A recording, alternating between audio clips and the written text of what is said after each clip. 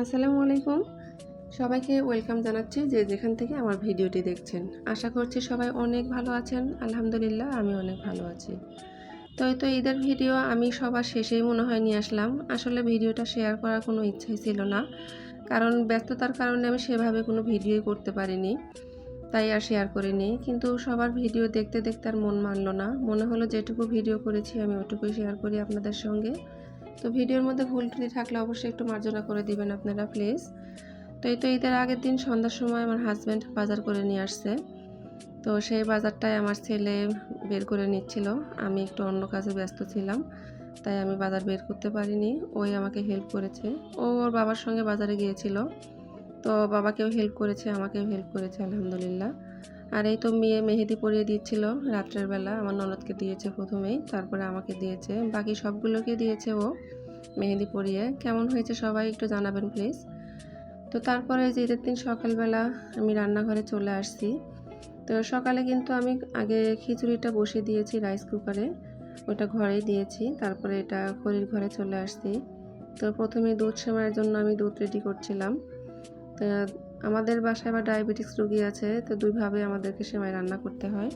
তো এর মধ্যে মনে হলো যে ওরা মাঠে চলে যাচ্ছে, ভিডিও করা হয়নি। মেয়েকে বললাম, তো মেয়ে দৌড়ে গিয়ে পিছন থেকে একটু শুট নিয়ে আসছে। তো এই তো আলহামদুলিল্লাহ আমার সেমাইটা রেডি হয়ে গিয়েছে। তো আমি দেখেন হাতে কিন্তু একটু কালি দেখা যাচ্ছে।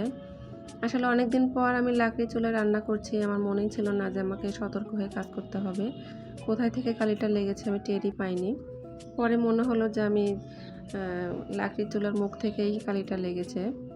তো এই তো কিশমিশ দিয়ে নিলাম একটু লাচ্চার উপরে, আমার হাজব্যান্ডের খুবই পছন্দ। আর এখন একটু করে নিচ্ছিলাম কুনাফা।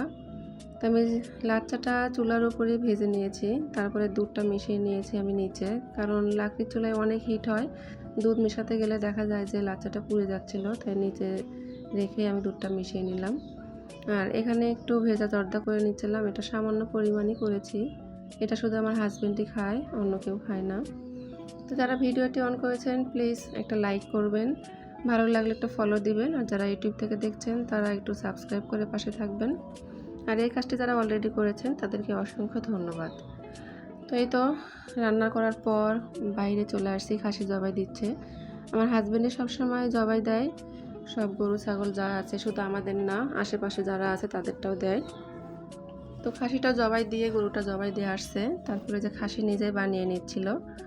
আর গরুটার জন্য কষাই ছিল, কষাই গরু ওটা বানিয়ে নিচ্ছিল। গরুটা জবাই হয়েছে আমার চাচা শ্বশুরের বাসার সামনে। তো তারপরে খাসি যে আমাদের বাসার ভিতরে পাঠিয়ে দিচ্ছিল, আমরা সবাই মিলে একসঙ্গে কেটে নিচ্ছিলাম। আমার কাছে মনে হয় কোরবানি ঈদের বেশি মজাটাই কিন্তু এখানে।